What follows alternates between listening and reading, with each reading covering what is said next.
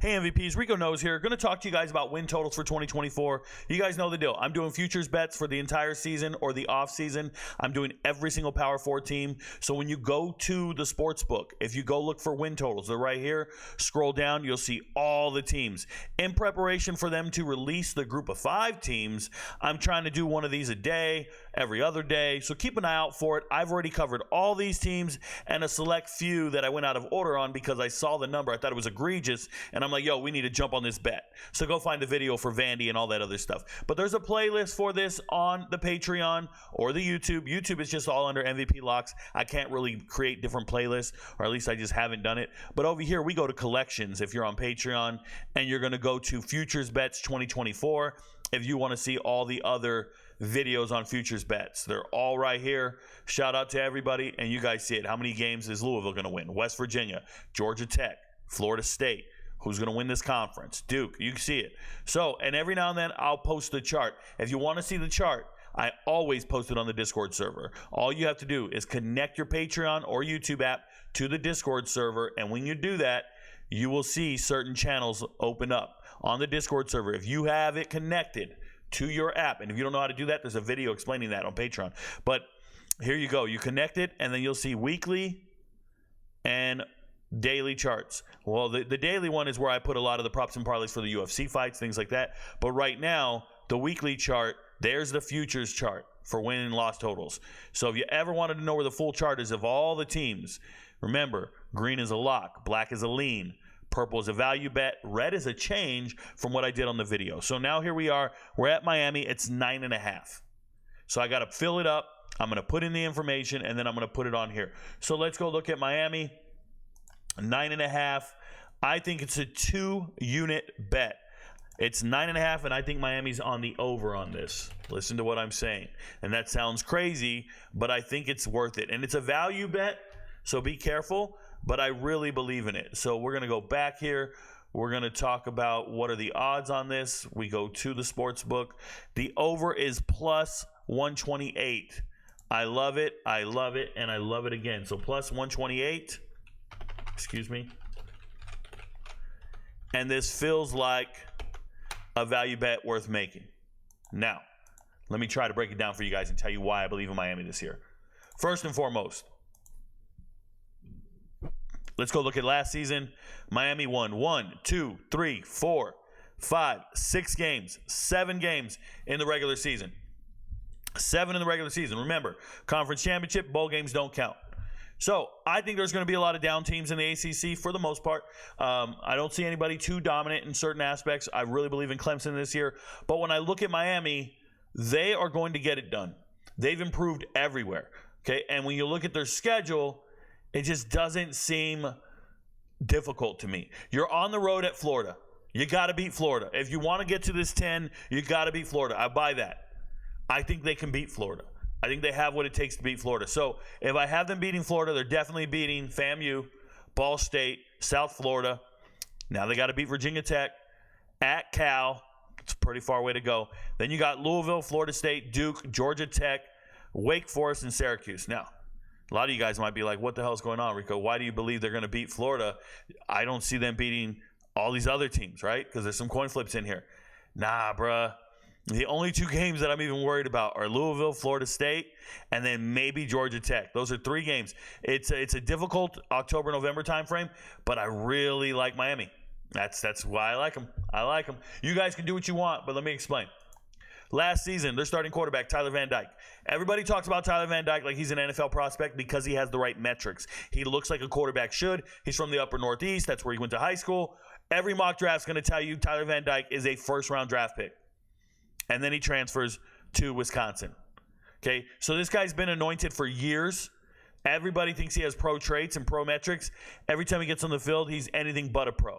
So you were playing with a terrible quarterback last year who didn't get it done. 19 touchdowns, 12 interceptions. I really don't like his game. And do you need me to tell you how good Cam Ward is? Because Cam Ward's replacing him. So there's a huge upgrade at the starting quarterback position, and it's not a game. Cam Ward has been dominating. And he looks great. Shout out to Ja'Cory Brown, by the way. I think he should hit the transfer portal and be a starting quarterback somewhere else, like in the group of 5. I love Ja'Cory Brown as a quarterback. Shout out to Lowndes. Now, running backs. Henry Parrish, for the third year in a row, he went over 600 yards or over 500 yards. He's a quality running back. I really like him. Mark Fletcher Jr., that's the freshman. If you didn't know, freshman, 6'2", 225. A monster of a running back. As a freshman, 500 yards, 5 touchdowns, 5 yards a carry. Love it. The other running back, Donald Chaney Jr., jumped in the transfer portal. He went to Louisville. He's also the guy who's known for fumbling and losing the game to Georgia Tech at the last second because they should have beat Georgia Tech. That would have been 8 wins last year with a terrible team, kind of, sort of. A.J. Allen, a transfer from Nebraska. This is a freshman, sophomore, who I really believe in. I put on the tape, I said, yo, this guy's a beast. So it doesn't hurt when they're losing Chaney Jr. A.J. Allen is going to get into that role. He's going to be one of the 3 running backs they use. I really like him for a change of pace back. He's not Mark Fletcher Jr. He's not a bruiser. This guy will make you miss. A.J. Allen's explosive. He's dangerous. And shout out to Scott Frost, who tricked him into going to Nebraska for 1 year, and then he came back on home to Florida where it's nice, sunny, warm, and he can do the damn thing. Actually thought he was from Louisiana. Go figure. I think I'm right. Yes, he's from Louisiana. Maybe did he go to IMG? I might be thinking of somebody else. I do know where he's from, though. Restrepo, best possession wide receiver probably in the country. One of the top 5 possession wide receivers in the country. He's very difficult to cover. 85 receptions. He's always open. Right, call him Waffle House. Over 1,000 yards, 6 touchdowns. They're expecting huge things from Restrepo. I'm worried about continuity with a new quarterback, but I believe in Cam Ward. I believe in Restrepo. I think they're working right now. Sounds good. Jacoby George finally had his breakout season. I love it. Over 800 yards receiving, leading the team in touchdowns. Jacoby George is great. And then you go and get Kobe Young. And Kobe Young goes and transfers to Georgia. Everybody's talking about Georgia just got an amazing wide receiver. Yeah, he's good. But he's the 3rd best wide receiver at Miami, bro. Don't try to tell me he's one of the best receivers in the transfer portal. He's a good young talent. He has the right metrics and size. Good luck to him at Georgia. Now, are they going to miss him? Brashard Smith, I think he went to SMU, if I remember correctly. Isaiah Horton is why no one's going to miss Kobe George. Isaiah Horton is great. Isaiah Horton is great, and he's going to be in this starting lineup. This is a freshman, 6'4", 205. Shout out to Tennessee, Murfreesboro. This guy is good. Been in the program for about 2-3 years now. I love what I see from Isaiah Horton. I'm excited for Miami's receiving core. I think they're going to be a problem with Cam Ward. On defense, just levels to this shit. They found a grown man in Francisco Mauigoa, and I talked about it. I don't know if I'm saying his name right, by the way. I talked about it because he transferred in. Francisco transferred in from Washington State because his brother is starting left tackle 5-star, right? So he wanted to come play with his brother. And everybody goes, well, why is he transferring in? Corey Flagg's been a 2-year starter here. Corey Flagg, man. Corey Flagg Jr. Corey Flagg Jr. Stop it. I don't care if you came from North Shore. I don't care what high school you went to. I watch you on tape. You look stiff. You don't look very agile. And Corey Flagg Jr. has since, you see him down there, he just transferred to Missouri. Congratulations. Go to Missouri, bro. Because Mauigoa shows up, doesn't care that you've been the starter for a couple years. He takes your spot. He gets on the field, and he gets 7.5 sacks. Oh, by the way, he didn't lead the team in sacks. He was the co-leader because the other co-leader is Reuben Bain Jr., the best freshman defensive edge in America. That's a freshman going out there getting 7.5 sacks. I believe in Miami's defense. And last year, all I did was praise their secondary because obviously I loved everything about Cam Kitchens. I don't know why he ran a slow 40 at the combine. I don't care. I think Cam Kitchens is the best safety in the draft. I think he's amazing. Everything I ever saw from Cam Kitchens, James Williams, complete studs. Yes, they'll be hard to replace. But when you talk about a defense that has actual talent, it's all in the front 7, and it's beautiful. Love everything about it. I'll break them down as we go. But I really like Miami from a skill position standpoint, from a youth perspective, and then Cam Ward coming in as the X factor actually gets them to win the games. As long as Cristobal stays out of the way, Miami should win 10 games. It's going to be difficult. I understand there's very, very little margin for error. You can fade me on this. Go take the under. You can fade me on it. Take the under. I don't believe it. Let me tell you what I see for 2024. My biggest issue here, before I get to the transfer portal and everything else, is I actually think it's a down year for Louisville. I don't think Louisville's ranked at the end of the season. I don't think Louisville or Florida State are very good. I think Georgia Tech's really good. I don't like these two teams. I don't think they're very good. That's the reality of the situation. They lost too much NFL talent. They lost way too much. And they didn't gain enough back to make me believe in you to that extent. I like Miami this year. RicoKnows. Now, who did they get in the transfer portal? Obviously, Cam Ward. They got Michelle Powell from Washington, a quality player. That's cool because they need some secondary help, specifically safety. Reese Poffenbarger, he's only a sophomore, so he's going to stick around for 2 years. I thought he should hit the transfer portal and go start somewhere. But he's going to stick around at Miami because Cam Ward leaves after this year. He'll be the starter. Elijah Austin, great addition from Marshall. Shout out to him. Isaiah Taylor, another safety coming in. We just need help in the safety position. Savion Riley leaving Vanderbilt, another safety. That's 3 safeties. They know what they need to do. Get 3 safeties coming in. C.J. Clark, defensive lineman, do your thing. Zach Carpenter, I actually like him a lot. Shout out to him. And then Marley Cook is just a chunk of meat, in the defensive tackle position, coming over from Middle Tennessee State. And let's see who they got rid of. Jamil Burrows never really played for Miami. This is the young man that got in a fight with his Alabama coaching staff. Actually got in like a real fight with one of the coaches and got kicked out of Alabama. Then he scrambled to find a school, and he went to Miami. Congratulations. The fact that it has Miami next to him is really weird. I don't think anyone should sign him. I don't like to sign players from the transfer portal with character concerns. That's me. I like to find student athletes. I like to find people who will contribute and make my locker room better, not tear it apart to make it worse. I just can't believe in it. Jaden George, this is Jeff George's son. He was a preferred walk-on, and shout out to him. Go find a school, man. Go play. Devontae Brown, the only letdown I had in the transfer portal for the most part. Devontae Brown was a starter for over 30 games at UCF, transferred in to play with his younger brother, just like Maui Goa did. But Devontae Brown showed up, and we thought he's going to be a starter in the secondary at the corner position. It didn't work out. There were other people better than him. He only ended up with like 10 tackles this year. So now he jumps in the transfer portal again.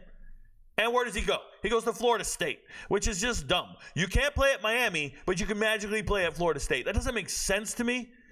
I thought he would transfer back to UCF, maybe go to South Florida, be realistic about his talent. Unfortunately, not. Now he's going to Florida State, and I think he might be the 3rd or 4th best guy on the team in the secondary. Collins Achimumpong does not even play football. I don't care what any of this says. This is all hype. This man cannot play football. I went and watched the tape. I think he just learned how to play football last week. I'm not joking. He's not, I don't know what country he's from. I forget. It's maybe an African country or an island. He's just not a football player. That dude is an experiment. And it didn't work out at Miami. So now he transfers to UCLA. Congratulations. He got one. Brashard Smith, like I told you, he's going to SMU. I was right. Congratulations. The pipeline there is still very alive. Rhett Lashley used to be the offensive coordinator at Miami a couple years ago. Now he's the head coach at SMU. So when you see all those guys, Joker Brinson, whoever else left Miami and showed up at SMU, it's because of this, okay? Just so we're clear. Kobe Young going to Georgia. Congratulations. Cyrus Moss still hasn't found a home. Skinner going to Louisville. That's kind of cool, but Louisville signed 3 tight ends. I don't think Jaleel Skinner starts this year. I think he's a starter in the future. He's a good player. Just he's young and not developed properly, or just hasn't given himself a chance to make it in the 2 deep. Chance Williams, haven't seen him anywhere. Frank Ladson, congrats. You found a school in UMass that believes in you. Like I told you, Corey Flagg Jr., been starting for years, but there's limitations to athleticism. Going to Missouri, do your thing. Tyler Van Dyke, going to Wisconsin. Is he an upgrade from Tanner Mordecai? I don't think so, but hopefully he plays better. He does have a really good receiving core, and they're getting better every single year. Shout out to all the receivers. Will Paulding is him. Donald Chaney, like I told you guys, for me, fumbled in the most pivotal moment and lost the game against Georgia Tech, and now he's at Louisville. He's the backup running back at Louisville. Obviously, they have Penny Boone starting over him. Harvey here going to SMU. That pipeline is still alive and well. Congratulations. So, when you look at the depth chart, I've already talked about it. I like all the receivers. Offensive line is a strength, especially the right guard and right tackle side. Okay, I really believe in it. Cam McCormick coming back for his 7th year of college football, which is his 8th year. His 8th year of college football. I think he was in the same recruiting class as Herbert at Oregon. Yeah, Herbert's been in the NFL for the Chargers for a while now. Yeah, that's pretty weird. Ja'Cory Brown is not the starting quarterback. They haven't updated this on our lads. Obviously, it's Cam. Great running back room. Nothing to complain about there. Defensive line, Thomas Gore's a little knucklehead. He's in the middle. He's fat. He's about 6 feet tall. They say he's 6 feet. He's 5'11", 300 pounds. Just a fat dude in the middle. Can't be stopped. Can't be moved. Shout out to him. But my goodness, Ruben Bain Jr., NFL caliber all day long. Wesley's really good. Basanthus, but I can't say half the names, bro. These guys are both pretty good. Jadis transferred in, I believe, from Oklahoma last year, or was that Jaden Davis? Where did Jadis transfer in from? Give me a second. I don't like to not know. Vanderbilt, my bad. Give me a second here. I can never get my stuff. I don't like ever being wrong, even if it's the video. Yeah, Oklahoma. I was right. Jaden Davis versus Jadias Richard. Very good players, though. I really like everybody in here. There's Damari Brown, the younger brother of Devontae, and he actually plays. He's going to get in there. He's going to do his thing. I really like this team, guys. I like them. I like them more so because of their schedule coming up. They don't have Clemson in the regular season. They have all very beatable games. And as long as they hit it and they stay healthy, my goodness, are they going to win some games. Shout out to Miami. I believe in them. Your friends don't know, but Rico knows. Stay up, y'all.